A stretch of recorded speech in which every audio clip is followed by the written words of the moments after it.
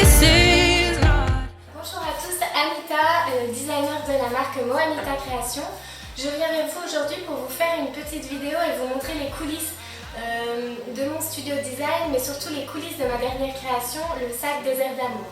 Je vais vous parler un petit peu des différentes étapes comme on me l'a souvent demandé sur les réseaux sociaux, comment on crée en fait un sac et jusqu'à arriver à la production, comment ça se passe.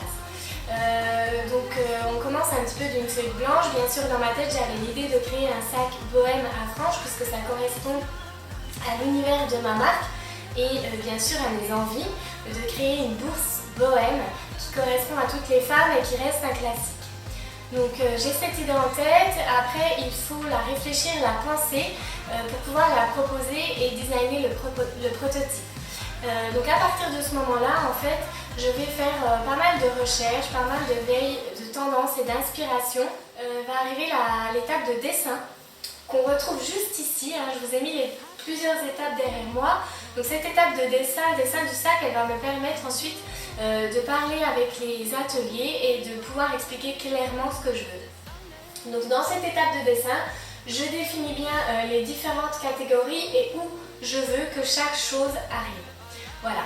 Il y a aussi la partie étape dessin du motif de l'intérieur du sac puisque je vais dessiner l'intérieur de ce sac comme je suis designer textile et que c'est un motif unique.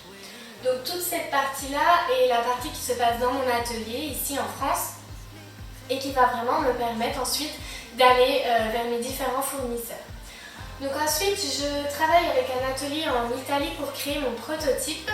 Donc je leur transmets mon premier dessin et il va avoir ce premier prototype, cette première maquette en carton, c'est pas du cuir, c'est une imitation de cuir qui va me permettre de faire mes premières modifications. Le prototype est la phase de production, donc je dois m'occuper de chercher les cuirs, enfin de commander les cuirs et les accessoires et les envoyer à mon atelier à Paris.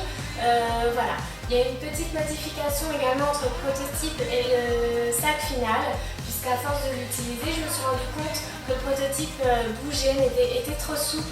Donc voilà, ça la dernière phase, la phase de production, produit en France en petite quantité dans un petit atelier à Paris. Donc entre le prototype et la dernière phase se passe encore également du temps. Il faut que toutes les étapes en fait du dessin à la production finale prennent environ un an. J'espère que cette vidéo vous a plu. N'hésitez pas à vous abonner à ma chaîne YouTube pour découvrir d'autres vidéos et d'autres actualités, ainsi que sur mon Instagram, Facebook et Pinterest, où je publie régulièrement pas mal d'inspirations et d'actualités. À bientôt!